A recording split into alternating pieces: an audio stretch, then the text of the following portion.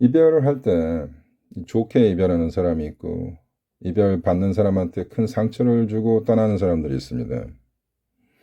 하여튼 전반적으로 이별이라는 것은 상처를 받게 되어 있습니다. 아무리 완곡된 표현을 써서 여러분한테 좋은 말을 해서 헤어질 때 상대를 상당히 공감하고 배려하는 그러한 말을 하더라도 일단 이별 자체라는 것은 많은 슬픔과 상실감이죠.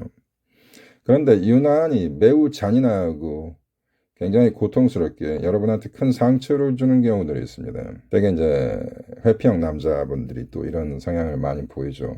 그 형태에 대해서 제가 말씀드리겠습니다. 그래서 저번 방송 회피형 남자친구의 심리 변화 과정의 2편 정도로 생각하시면 됩니다. 환승 이별, 잠수 이별이요. 이게 또 상관관계가 있습니다. 환승 이별을 하는 사람이 잠수 이별을 하는 경우가 있습니다. 그것은 이 이별에 대한 어떤 책임감을 회피하기 위한 것들이죠. 그리고 잠수 이별을 하고 그렇습니다. 그리고 이 환승 이별과 잠수 이별은 특히 회피형 남자가 주로는 아니지만 이러한 이별을 하시는 분들의 남자친구들은 대개 회피형인 경우가 굉장히 많습니다. 자, 일단 이 잠수 이별부터 봅시다. 잠수 이별은 대한민국이라는 나라에서는 그렇게 흔한 이별은 아니죠. 대부분의 이별 클로징 멘트가 있죠. 슬레이트 메시지를 던지면서 이별에 대해서 서로 정리하고 상대에 대해서 나의 감정이나 상대에 대한 미안함 그리고 이 관계를 깨끗이 설정한다란 이별을 설정하는 거죠. 이런 것, 이별을 확립하는 거죠. 이런 것에 대한 어떤 사회적인 계약인 것이죠. 이것은 우리 한국 문화가 가지고 있는 어떤 독특한 사회적 질서를 중요시하게 하는 어떤 문화적 체계 때문에 발생하죠. 그러면 왜 그들은 이별 통보도 없이 이런 식으로 갑자기 잠수 이별을 탈까요? 가장 흔한 것은 아까 제가 얘기한 것 같이 이 회피형 남자친구가 가지고 있는 책임 회피죠. 그 이유는 감정적 대면이 두려운 것이죠. 회피형 남자는 이 헤어지면서 상대 여성에게 이별에 대해서 논하는 것 자체도 감정적 친밀감이라고 생각합니다. 그래서 이별조차도 이들한테는 굉장히 부담이 되는 거죠. 하여튼 회평의 특징은 이별이든 연애든 부담되는 걸 굉장히 싫어합니다. 그래서 말하면 더 복잡해진다. 뭐 이런 심리를 가지고 있는 거죠. 그래서 이별 통보하는 순간도 회피하는 거죠. 그리고 이런 경우가 있습니다. 이건 저희 개인적인 경험이고 제가 많은 간접적 경험이기도 한데 저는 이러한 구조를 잘 얘기를 합니다. 어떤 수학적인 대립 구조, 대비 구조인데 이게 좀 좋은 표현은 아닌데 상대 여성이 나를 좋아하는 마음이 한 80%, 나는 한 20%밖에 안 돼. 그래서 이거 헤어지고 싶어. 그리고 이 여자랑 있는 것이 굉장히 불편하고 힘들어. 회평이 아니더라도.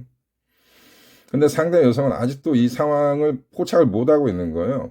나와의 연애에 대해서 아직 굉장한 유포리아를 느끼고 있어. 하지만 난 저 여성에 대해서 전혀 감정이 없는 상태. 이 상황은 언제 많이 발생하냐? 소개팅으로 만났을 때. 아니면 짧은 만남 있죠? 짧은 만남. 짧은 만남이라고 여러분이 알아서 생각하시기 바랍니다. 뭐 클럽에서 만났던 관계. 아니면 술집에서 친구의 남사친, 여사친하고 눈이 맞았던 경우. 그래서 매우 처음에는 격렬하게 연애를 시작하다가 단기 연애를 얘기하는 거죠. 그러니까 단기 연애로 끝날 경우 이런 기조가 많이 발생합니다.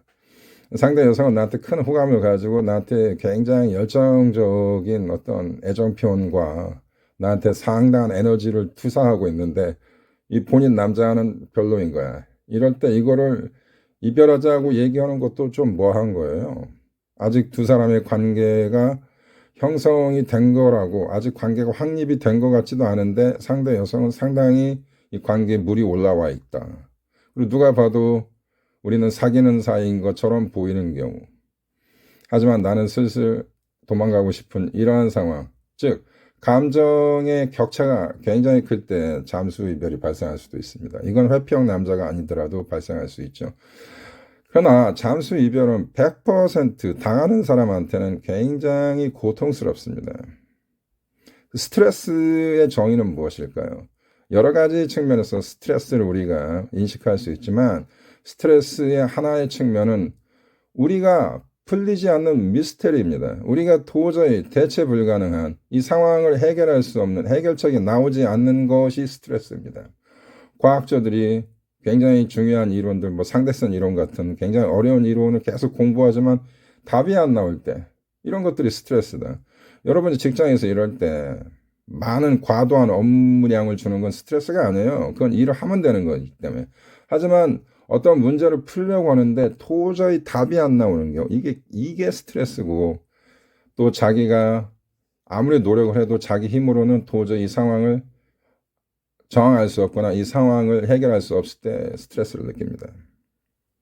잠수이별이 그런 것이죠. 도대체 내가 왜 차였는지를 모르겠는 것이고, 상대는 지금 나와 헤어졌는지 안 헤어졌는지도 모르겠고, 이러한 답답한 심정을 남긴다는 얘기죠. 이게 전형적인 잠수이별의 어떤 고통이고, 대부분의 잠수이별은 회피형 남자들이 한다. 그리고 아까 같이 회피형이 아니더라도 이 두 남녀의 감정 간의 격차가 갭이 굉장히 크면은 상대가 회피하고 도망갈 수도 있습니다. 그래서 이 잠수 이별의 가장 중요한 메커니즘은, 심리의 메커니즘은 감정적 친밀감 그리고 책임 회피입니다. 그 다음에 감정 고갈도 있죠. 오랫동안 연애를 했다. 그러니까 여러분 이걸 보셔야 합니다. 내가 잠수 이별을 당했는데 단기 연애였는지 아니면 우리 관계가 장기 연애였는지 얼마나 친밀도가 높았는지 반드시 보셔야 합니다. 단기 연애다. 한 두 달, 한 달 사귀다 갑자기 잠수 이별 당했다라면 아까 얘기한 것 같이 두 사람의 에너지의 투사량이 굉장히 격차가 갭이 큰 겁니다. 그렇게 보시면 되고, 장기 연애를 했다. 2년, 1년 오래 사귀었는데 친밀도도 있고 그런데 이 갑자기 잠수 이별을 했다는 것은 여러분의 관계가 갈등이나 여러 가지 싸움, 그 다음에 가치관의 차이 등 여러 가지 많은 그 거리가 있었다.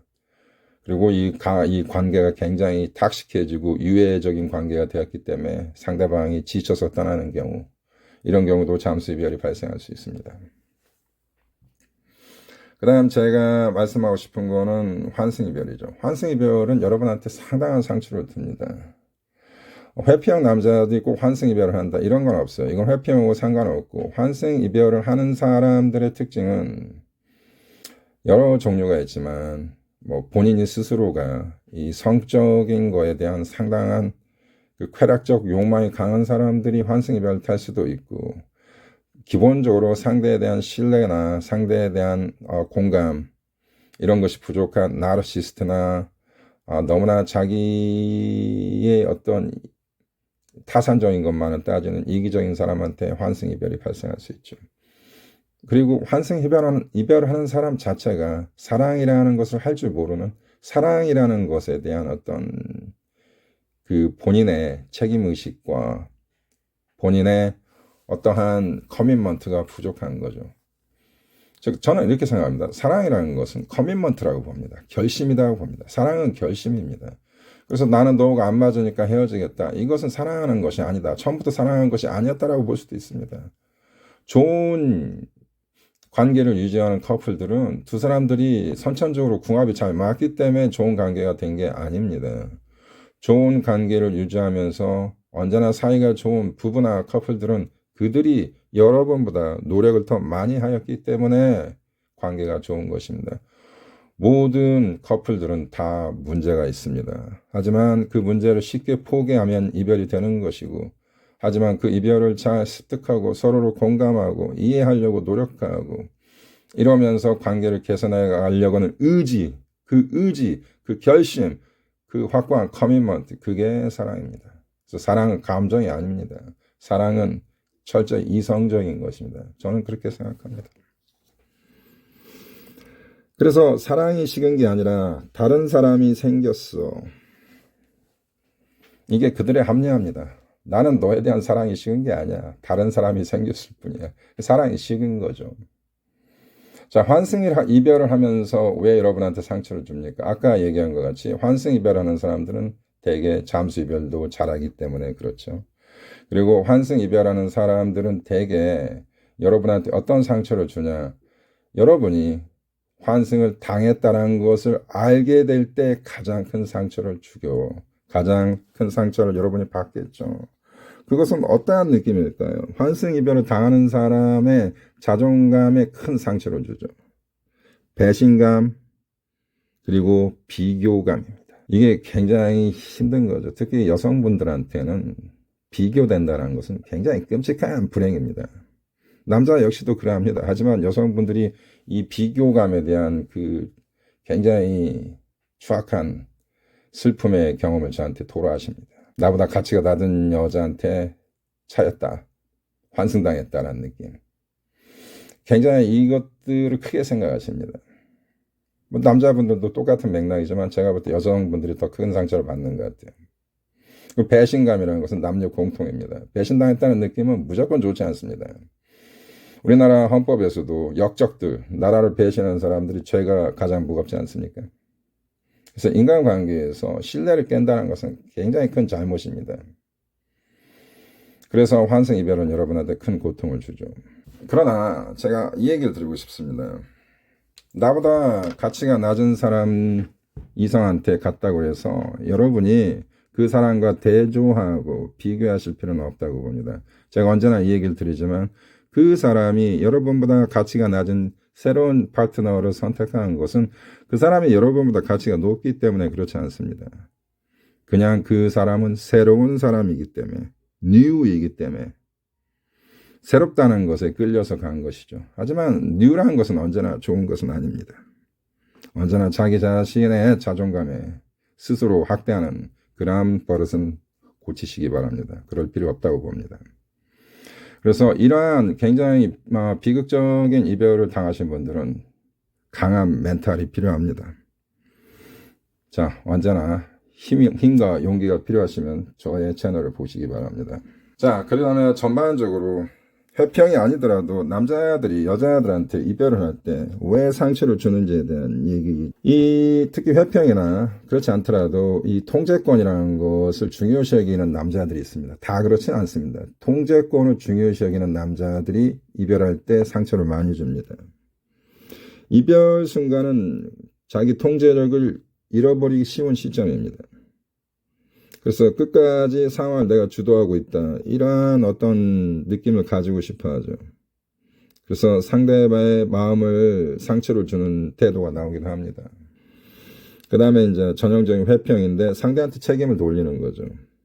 너 때문에 내가 많이 힘들었다. 네가 나랑 연애할 때 나한테 불만이나 나한테 자격 부여를 요구하거나 나한테 많은 것을 요구를 나한테 했다. 무리한 요구를 했고 네가 나한테 너무 많은 서운함이나 불만을 표시해서 너랑 연애한 게 참 힘들었다. 이게 진실일 수도 있어요. 사실 그럴 수도 있지만 그걸 되게 과장해서 얘기하고 이렇게 하면서 모든 책임을 여자한테 전가하려는 시도가 있죠.